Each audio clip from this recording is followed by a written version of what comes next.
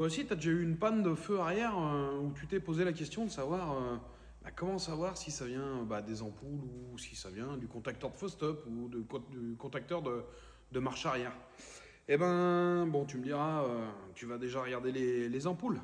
Mais si jamais les ampoules sont bonnes, eh ben, il va falloir tester et savoir si ça vient d'un élément autre sur la voiture ou si ça vient simplement du contacteur de la pédale de stop ou du contacteur de marche arrière. Eh ben, moi, je vais te montrer comment j'arrive à trouver la panne juste avec un simple trombone. Je vais te faire voir ça, regarde bien et tu verras, ça va vachement t'aider. Alors là, tu vas venir déjà donc sur ton capteur donc, que tu veux tester. Donc là, ce sera le capteur de la pédale de frein. Tu vas venir simplement enlever la prise. Et nous, le but va être de tester, donc savoir si le contacteur là fait bien son boulot. Donc ce qu'on va faire, on va utiliser le trombone. Regarde bien.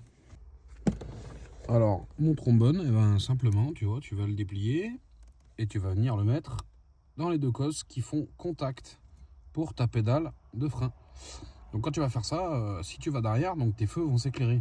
S'il s'éclaire, ça veut dire que ton contacteur là, il est mort. Donc là, pour ton contacteur de marche arrière, alors celui-là, il est plein de verre de gris, donc on sait que le capteur est mort. Donc, ce que je vais faire, c'est que je l'ai débranché, il est sur ma boîte là-bas en bas. Donc tu débranches la cosse. Et là, c'est simple, on a que deux fils. Tu viens le brancher et après, tu n'as plus qu'à passer derrière pour aller voir si tes feux de recul, ils fonctionnent. Voilà.